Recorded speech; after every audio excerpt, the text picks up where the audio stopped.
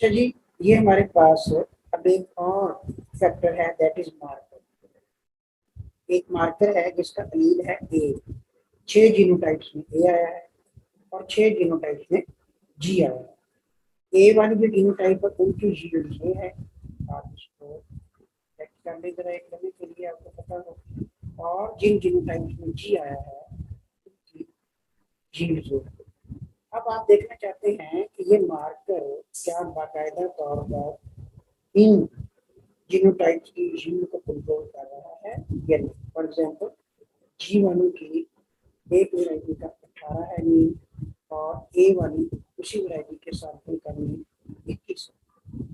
इसी तरह से ये वाला मीन, कि मैं कहाँ से बोल रहा हूँ, ये यहाँ से देख रहा हूँ। अगर आपको स्क्रीन नजर आ रही है तो B2 उसी सैंपल के अंदर इसका मीन है 8.9.83।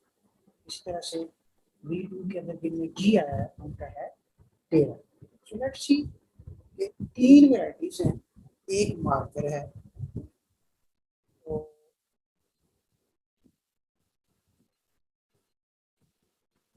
ये हमारे पास है 3 वैरायटीज, और ये पहली वैरायटी की जील्ड है, ये दूसरी वैरायटी की जील्ड है, और ये तीसरी वैरायटी की जील्ड है। ये इनके हमारे पास 12-12 सैंपल्स हैं। अच्छा, इन 12 सैंपल्स में से ये 6 सैंपल्स ऐसे हैं जिनमें जब मार्कर 1 लगाया तो उसने एलील ए एग्जिबिट किया B1 के, और जब मार्कर 2 लगाया तो उसने एलील जी एग्जिबिट किया B1 के। इसी तरह से ये सारा तीनों वैरायटीज में एलील जी का एक्सप्रेशन, जिसकी एवरेज जीनोटाइप है, एवरेज क्या है 16.77, और ये सारा तीनों वैरायटीज के अंदर एलील एक एक्सप्रेशन जिसकी एवरेज क्या है 18.66। हम जानना क्या चाहते हैं कि वैरायटी की वजह से क्या चेंज आई है जील्ड के अंदर। वो हमने जो ये वाली डिटेक्ट की है वो यही वाली रहेगी। ये जवाब हमारा बिल्कुल वैसे का वैसे ही आएगा। हमारा ये चेंज होगा और ये चेंज होगा। क्यों? अब हमारा जो रो फैक्टर है ना वो होगा मार्कर, और इंटरेक्शन भी वैरायटी का मार्कर के साथ होगा। इसलिए अब हम अगर इसका डेटा कलेक्ट करते हैं, डेटा एनालिसिस में जाते हैं, या हमारे पास एक टू फैक्टर एनोवा को अगर हम देखें तो ये आपको नजर, यहाँ पर हम लिखेंगे 6। मैंने क्यों लिखा कि ये जो इनपुट रेंज है वो 1 2 3 4 5 6 सैंपल्स, पर सैंपल 6 रोज 6 रेप्लिकेट्स। तो यहाँ कितने 1 2 3 4 5 6 पर सैंपल 6, और सैंपल में लेवल क्या है मार्कर वाला लेवल है 2, क्योंकि एक हमारे पास ए है और दूसरा हमारे पास जी है। अगर आप ये सारी बात समझ चुके हैं तो हम इसको ओके करें। एक दफा फिर दोहरा दूं, इसको आप जरा सही तरीके से सुन लें। हमारे पास ये तीनों वैरायटी की जीन है, वैरायटी सिंगल फैक्टर। ये जो आपने पीछे किया है ना उससे थोड़ा सा कॉम्प्लिकेटेड है, वहां हमारे पास रेप्लिकेट्स नहीं थे, यहाँ हमारे पास 3 वैरायटी है और 6 रेप्लिकेट। 6 सैंपल्स में ए आया, उसी तरह 6 सैंपल्स में जी आया। हर वैरायटी के अंदर ऐसा हुआ है। अब हम इसको ओके कहते हैं एंड लुक एट दिस। अब ये देखें, ए की वजह से 21, आप यहाँ लिखें ग्राफ बनाने के लिए से B1 B2 और B3। अच्छा, अब आप ये देखें, ये इनकी एवरेज है, फिर ये वो वाली एवरेज है जो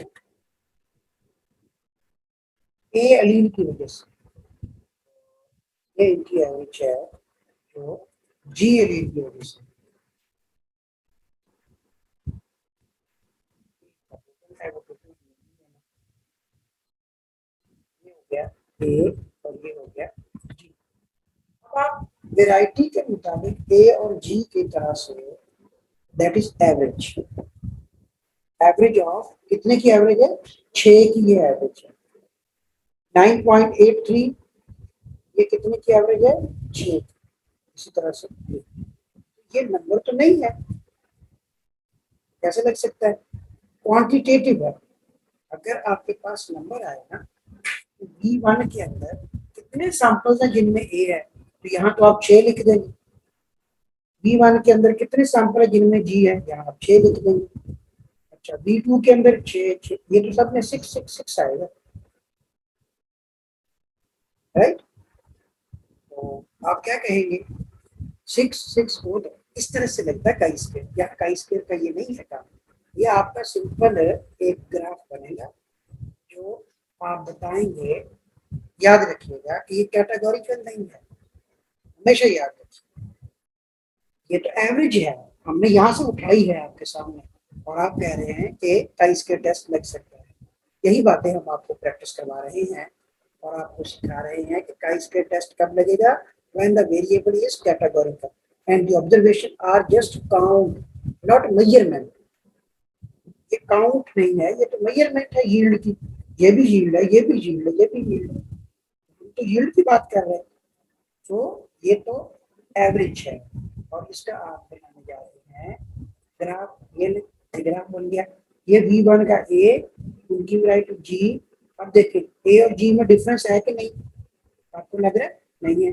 V3 में डिफरेंस है, V3 के अंदर डिफरेंस है। अगर 22 के टेस्ट लगाएंगे तो मे भी आपको वो एक के लिए मतलब आप इसमें करेंगे V3 के अंदर बताएंगे कि एवरेज इसकी कितनी, इसकी टी टेस्ट आप लगाएंगे तो आपको इसकी समझ आएगी। अच्छा जी, यहाँ तक आपको बात कुछ समझ आई। ये जो आपने अभी ग्राफ बनाया है, ये आपको बता रहा है कि V1 के अंदर ए और जी का इतना डिफरेंस नहीं है, V2 में थोड़ा सा है, V3 में जरा ज्यादा है। अब आप जरा इसको एनोवा टेबल से ट्राई करें। अब यहाँ सैंपल है, याद रखिए क्या हमने सैंपल किसको कहा था, सैंपल क्या था, याद है किसी को, दैट इज मार्कर।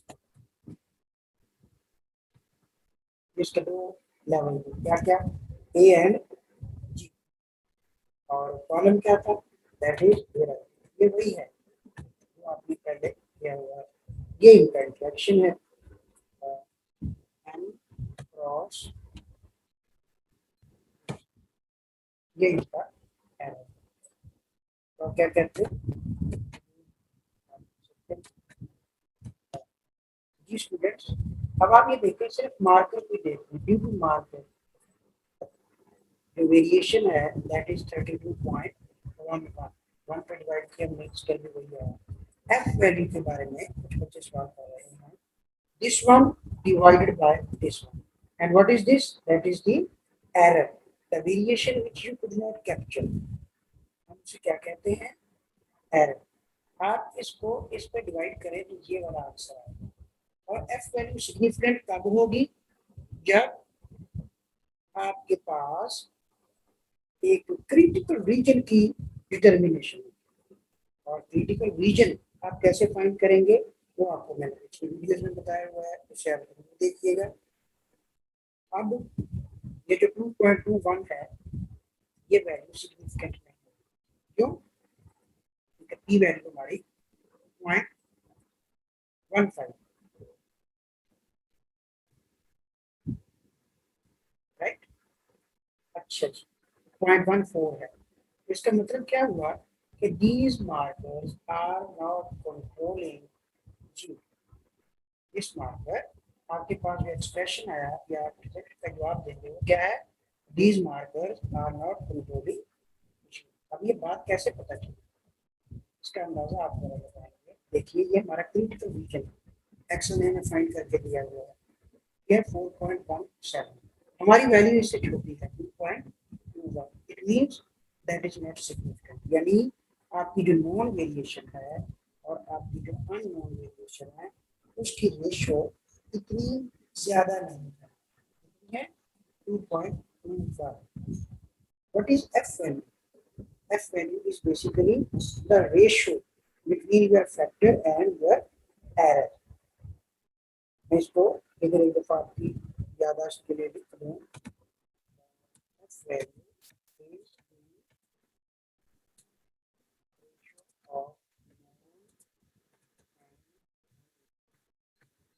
अननोन क्या है? एरर किसे कहते हैं? नोन आप किसे कहते हैं? यहाँ हमारे पास नोन क्या है? नोन से फैक्टर उसकी और इसकी रेशो। अब आप जरा इसका अंदाजा लगाएं, रेशो क्या है? तो दैट दिस ये ये वैल्यू है ना 22.00, ये इसकी और एरर की रेशो है। देखिए वही जवाब आ गया 22.00 वैल्यू। अब आप देखिए 22 3.31 से बड़ा है। 3 क्या है? Critical reason.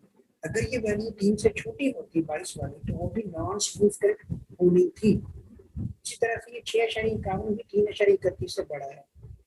अब अगर ये भी 3.31 से छोटा होता तो वो भी नॉन सिग्निफिकेंट होना था। अगर हमारा जो गिवन एक्सपेरिमेंट है उसमें ये दोनों चीजें सिग्निफिकेंट, ठीक है, क्रिटिकल रीजन से बड़ी है। क्रिटिकल रीजन का तरीकाकार आपको मैंने बताया हुआ है, इसको आप पुरानी वीडियोज में देखें। उसका फार्मूला होता है, आप डिस्ट्रीब्यूट करते हैं, ये आप करते हैं एक्स इनवर्स आर टी। ये इस तरह से ये आपसे पूछते हैं कि राइट टेल टेस्ट में प्रोबेबिलिटी क्या है? 0.05। डिग्री ऑफ फ्रीडम 1 क्या है? हमारे पास डिग्री ऑफ फ्रीडम एरर की डिग्री ऑफ फ्रीडम क्या है? That is 5। अब आप दिस ये वैल्यू वही है। इसी तरह से आप ये वैल्यू देखना चाहते हैं तो एफ इनवर्स आर, ये वाला फार्मूला एफ इनवर्स और प्रोबेबिलिटी 0.05, डिग्री ऑफ फ्रीडम 1 क्योंकि मार्क करके दो अवैध कर, ये डिग्री ऑफ फ्रीडम हमारे पास क्या है? टू मीन एरर, ये बात आपने देनी है। अब आप देखें ये फार्मूले के बगैर बढ़िया खुद बताया और आपको अंदाजा हो गया कि आप खुद से कैसे कैलकुलेट कर सकते हैं। क्रिटिकल रीजन है दिस 2.21, ये आया कैसे है? आप बता सकते हैं ना 2.21 कैसे आया है? जब आपने नॉन, ये देखिए वहां लिखा है F value is the ratio of non factor, ये विद अननोन, इसके साथ ये एरर के साथ, ये कितना आ गया? 2.216। अब आपने जानना है कि सिग्निफिकेंट है या नहीं। उसके लिए आप क्या करेंगे? उसके लिए आप क्रिटिकल रीजन फाइंड करेंगे। उसका फार्मूला ये है, मैंने आपको बता दिया। इसका फार्मूला ये है, ये भी आपको मैंने सिखा दिया। आपको अंदाजा हो गया कि आपको 2.21 वैल्यू इससे एफ क्रिटिकल वैल्यू से छोटी है।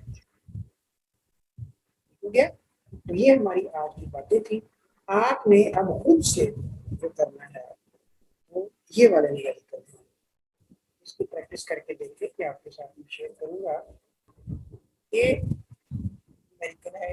A researcher study was conducted to examine the impact of eating a high protein breakfast on adolescents वगैरह वगैरह। ये इसका एक फैक्टर, ये दूसरा फैक्टर, ये टू वे अनोवा है। इसी तरह से ये एग्जांपल है आपके पास एक वन, इसको वन कर लें। आप इसको जरा देखें। A study examining difference life satisfaction between young adult, middle adult and older adult. Young adult क्या है? जो टीनेजर है। मिडिल अडल्ट क्या है? जो 20 से 30 साल के है। ओल्डर अडल्ट क्या है? जो 30 से 40 साल के है या 50 साल तक। तो main and women was conducted. Young adult, middle adult और ओल्डर अडल्ट लाइफ सेटिस्फैक्शन, कि अपनी लाइफ से वो कितनी सेटिस्फाइड है, मेल और फीमेल। इंटरेस्टिंग स्टडी हुई थी, ये रियल डेटा है। तो a high score on the test indicate higher level of life satisfaction. Test score are required। यानी उनका एक टेस्ट लिया गया, participated in the study, completed a life satisfaction questionnaire। ये क्वेश्चन पूछे गए, उनके जवाब उन्होंने दिए, जवाब उन्होंने उनको कैलकुलेट कर दिया। ये उनकी लाइफ सेटिस्फेक्शन मेजर की गई है। तो ये एक एग्जाम्पल है। आपने ये दोनों हल करने हैं।